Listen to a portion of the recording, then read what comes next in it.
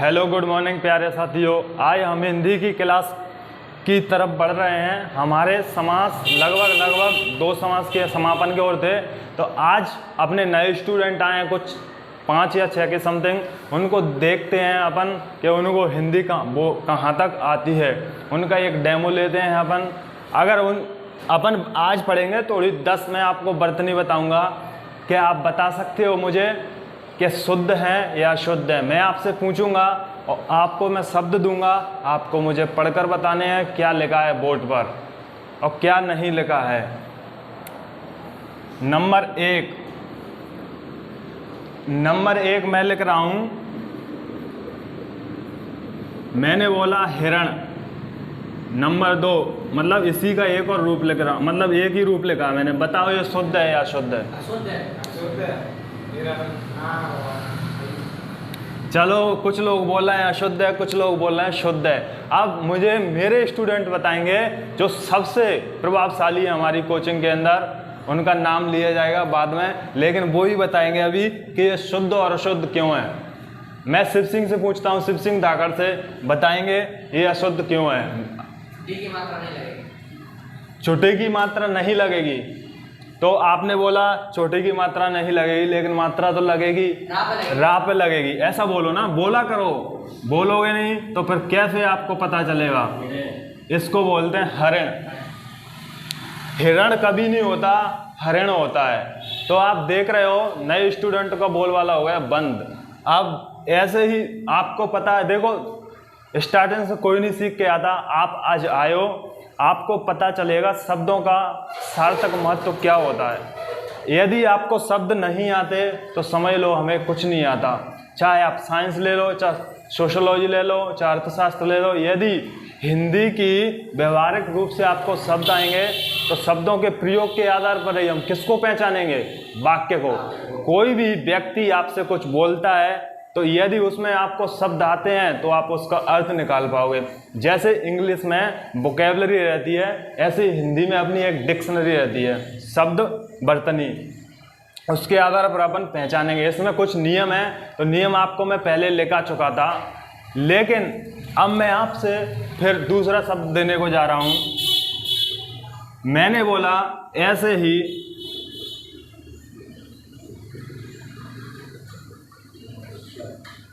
मैंने आपको हिरण्यकश्यप दिया। आप मुझे बता सकते हो ये शब्द शुद्धि की दृष्टि से गलत है या सही है? गलत। क्यों है गलत? पहली बात आपको मैं बता दूं, पहले तो हमें यही पता है कि हिरण हमारा गलत लिखा है, क्योंकि शब्द ऊपर लिखा है क्या? हरिण। तो शब्द तो अपना यही गलत है। अब इतना बड़ा नाम है तो इसको शुद्ध कैसे लिखा जाए ये हम बताना चाहेंगे, क्योंकि लाखों लोग इसको गलत लिखते हैं, क्योंकि उन्हें हिंदी का ज्ञान नहीं है। वो अपनी हिंदी करवाते रहते हैं हिंदी के जरिए, और हमें हिंदी नहीं करवानी। हमारे सभी स्टूडेंट जितने भी हैं अभी प्रेजेंट में जो पढ़ रहे हैं, वो सब इंस्पेक्टर MP की तैयारी कर रहे हैं। PEV की वनडे एग्जाम पूरे हैं, अपन हिंदी की तैयारी उनकी करवा रहे हैं, और उनका पेपर निकलना है इस बार। रुकेंगे नहीं, ना ही किसी के आगे झुकेंगे। GD का फुल एंड फाइनल कोर्स हम करवाएंगे। अब मैंने कहा तो आपको पता है क्या ये हरिण? तो अपना शब्द शुद्धि की दृष्टि से शब्द शुद्ध होगा ये। छोटू, अभी नए स्टूडेंट कुछ आए हैं अपनी क्लास में, उनसे पूछा जाएगा कुछ समझ में आ रहा है क्या आपकी? बिल्कुल आ रहा है ना? देखो अभी आप नए हो, इसीलिए आपको बर्तनी की दृष्टि से समझा जाएगा, क्योंकि आज आपका डेमो है। आपको देखना चाहते हैं हम कि आप में कितनी प्रतिभा है, क्योंकि आप निकले हो 12th क्लास से, 10th क्लास से, तो इतना तो आपको हिंदी आती है कि आप शब्दों को कैसे लिखें कैसे नहीं लिखें। तो आपको पता चल चुका है कि 2 शब्द अपन कर चुके हैं। दोनों आपने क्या किए? सही किए दोनों शब्द, लेकिन एक में थोड़ी सी मिस्टेक कर गए अपन। तो चलो अपने 2 शब्द हो गए। अब शब्द नीचे आ रहा है ना?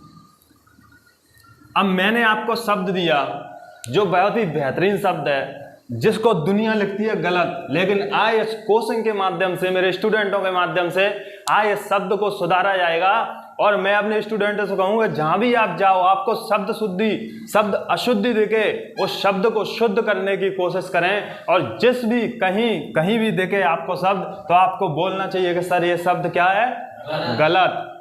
तो मैंने एक शब्द लिखा, बहुत ही फेमस शब्द है ये दुनिया का, दवाइयाँ। हर मेडिकल स्टोर पे आप चले जाइए, भारत के किसी भी छोर में चला जाइए, आपको ये दवाइयाँ ही मिलेगा। और जब दवाइयाँ शब्द में ही वो इतनी गड़बड़ी कर रहे हैं तो देने में तो ईश्वरी मालिक है उनका, कितना ठगते होंगे लोगों को, पूरे रेट टू रेट देते हैं। दवाइयाँ शब्द की शुद्धि सही नहीं हुई उनसे, तो अपन अब इसका शुद्ध रूप क्या होगा आप मुझे बताओ। आप मुझे बताएंगे कि ये गलत है तो क्यों है, और ये शुद्ध है तो कैसे होगा। हाँ बिल्कुल राइट बात बोला, छोटी की मात्रा लगेगी, बड़ी की नहीं लगेगी। अब मैंने कहा दवाइयाँ, क्या छोटी की मात्रा लगेगी, छोटी की मात्रा लगी। अब मुझे एक बात बताओ, मैंने आपसे क्या कहा था, यदि हम किसी शब्द का बहुवचन बनाते हैं तो अपनी लघु ही दीर्घ ही लघु ही में बदल जाती है। तो दवाइयाँ अगर आपको दवाई लिखनी है, दवाई अगर आपको लिखनी है तो आप लिखोगे दवाई बड़ी, लेकिन बहुवचन बनाओगे तो क्या करोगे, इसमें छोटी लघु ई में बदल जाएगी। तो अपने जो कितने शब्द हो गए, 3 शब्द। बोलो स्टूडेंटों, आनंद आ रहा है क्या? हाँ सर, बहुत आनंद आ रहा है, मजा आ गया है। ओके, अब मैं शब्द नंबर 4 दे रहा हूँ आपको। मैंने 10 शब्द की आपसे बात की, देखना चाह रहा हूँ किसका कितना रिजल्ट रहेगा, कितना नहीं रहेगा। मैंने एक शब्द लिखा,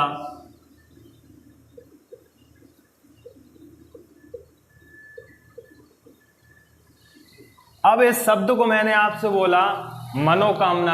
आप मंदिर जाते हो, मस्जिद जाते हो, गुरुद्वारा जाते हो, हे मेरे ईश्वर मेरी मनोकामना पूर्ण हो, लेकिन आप शब्द ही इतना गलत बोलते हो तो आपकी मनोकामना पूर्ण होने का सवाल ही पैदा नहीं होता। इसलिए मैंने अपने स्टूडेंटों को सिखाया कि मनोकामना नहीं बोलते, बेटा क्या बोलते हैं, मन है कामना। अब मन है कामना क्यों बोलते हैं ये मेरे स्टूडेंट ही बताएंगे। क्या मन है, मेरे स्टूडेंट का बताएंगे क्यों, बताओ किसकी शब्द, अगर ये गलत है तो क्यों है, अगर शुद्ध करना है तो क्यों करना है, ये मेरे स्टूडेंट आप बताइए।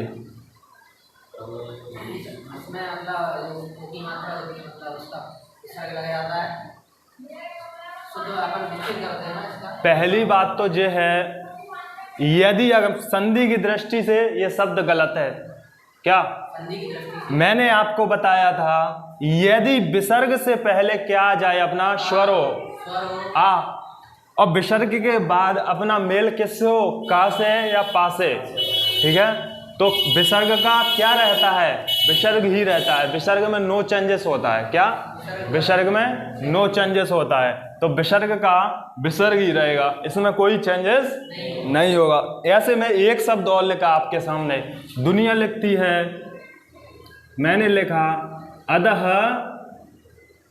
पतन,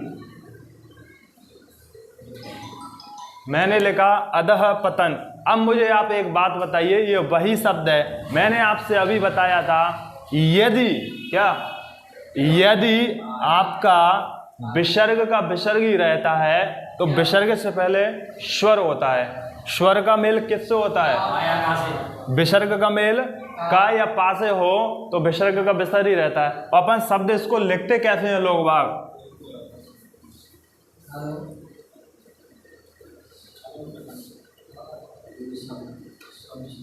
अधोपतन, दुनिया लिखती है इसे अधोपतन, लेकिन शब्द शुद्धि की दृष्टि से यह गलत है। अधः पतन क्या होगा, ये नहीं होगा शब्द, ये शब्द अपने सब गलत हैं, ये शब्द गलत, ऐसा ही। तो बहुत ही महत्वपूर्ण शब्द हैं अपने सभी। तो आपकी इतना समझ में आ गया, ओके।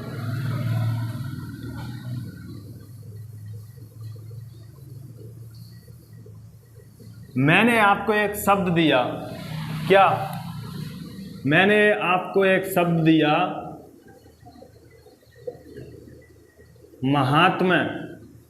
मुझे आप बताओ ये गलत है या सही है? महात्मा। क्यों? मैंने आपको बताया था गलत है तो क्यों है, सही है तो क्यों है। इसमें अपन क्या है, इसमें मूल शब्द क्या है मुझे बताओ? महात्मा। मूल शब्द क्या है? महात्मा। अब मैंने आपको बताया था कि यदि इसमें अपन यह प्रत्यय जोड़ दें, क्या? यह प्रत्यय अपन ने जोड़ दिया तो शब्द अपना क्या बन जाएगा? तो शब्द क्या बना? महा।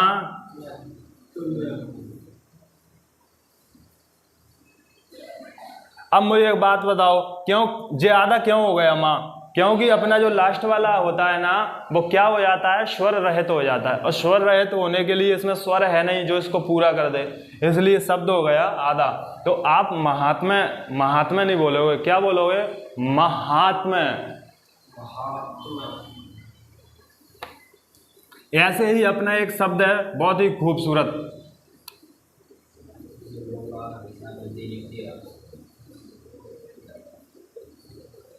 ये शब्द गलत है या सही है? क्या लिखा है स्टूडेंटों बताओ? याज बलक्य।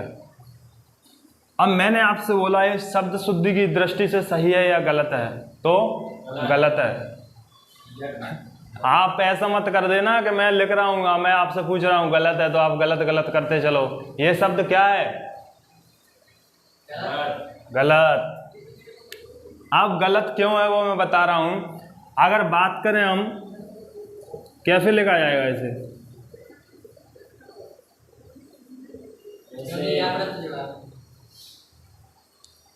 याज्ञवल्क्य।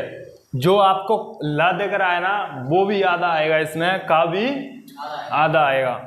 तो बहुत सारे ऐसे अपने शब्द हैं, स्पेलिंग मिस्टेक बोलते हैं इसको, बर्तनी जो होती है स्पेलिंग मिस्टेक।